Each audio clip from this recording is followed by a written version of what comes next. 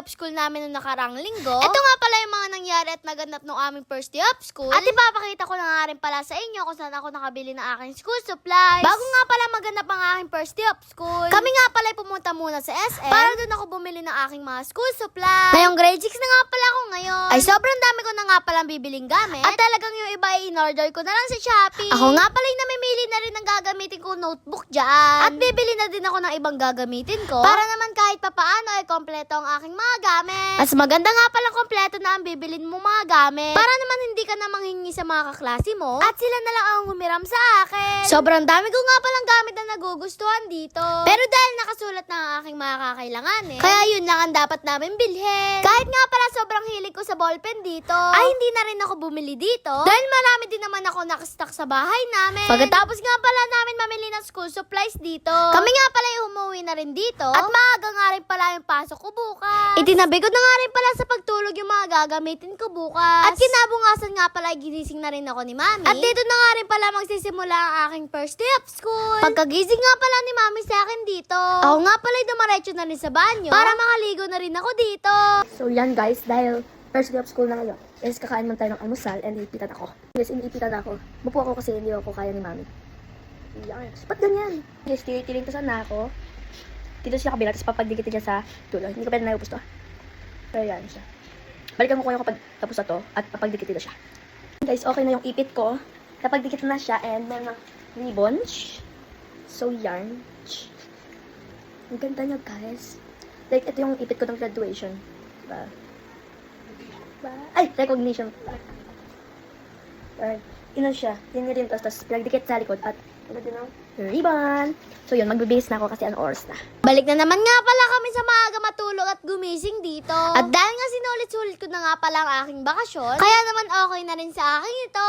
Ako nga pala excited na rin talaga pumasok. At kahit nga medyo bitin ako sa aking bakasyon, ay excited pa rin talaga ako pumasok. Pagkatapos ko nga pala magbihis dito ay pumasok na nga rin pala ako. At literal na naman na maaga tayo gigising. Kahit sa gabi ay medyo puyat tayo. Marami na naman nga pala estudyante na matutuwa dahil first day of school. At marami ding hindi matutuwa kapag medyo tamad pumasok yung bata. Dumating na nga pala ako sa aking school dito. At dito na nga pala ako dumaan sa likuran dahil malapit talaga dito ang aking room. Ngayon nga palang grade 6 na ako. Ay talagang magsusumikap ako at gagalingan ko pa. Dahil ito lang yung huling taon ko dito sa aking elementarya. Mas marami nga pala akong magiging memories na maalala dito sa aking pagiging elementary. Dahil mas marami ako naging kaibigan dito. At talagang nakasama ko sila sa pagkabata. Hindi nga lang pala basta ako naging estudyante ng San Buenaventura Elementary School. Kundi isa rin ako sa estudyante na nangangarap na mas mapaganda pa at mapaunlad itong aming eskwelahan. Ako nga pala yung nanalo bilang SELG president ng aming eskwelahan. Kaya mas malaki rin ang aking gagampanan sa aking mga kapwa estudyante.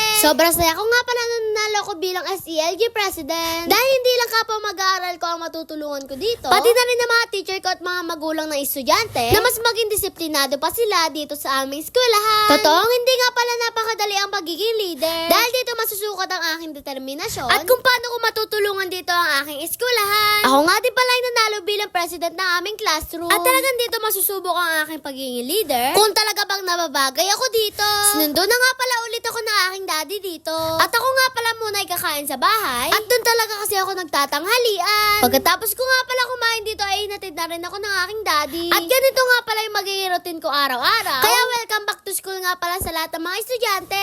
So yan guys, ito back to school. Nawala yung kasama ito guys. Yan, welcome back to school guys. Nakatalikod siya. Yan, nakatalikod siya guys. Dahil may papakita ko sa inyo na video. After nga ng aming mga klase ay kami mag-uuwian na rin. At dito nga pala matatapos ang aking first day of school. Kaya naman alam ko kahit nabitin kayo, ay babawi na lang ako sa aking mga susunod na vlog. Yun lang, paalam. Please like, palang share. Thank you. Guys, pagod na ako. First day pa lang to ah. If you're looking for a good time, good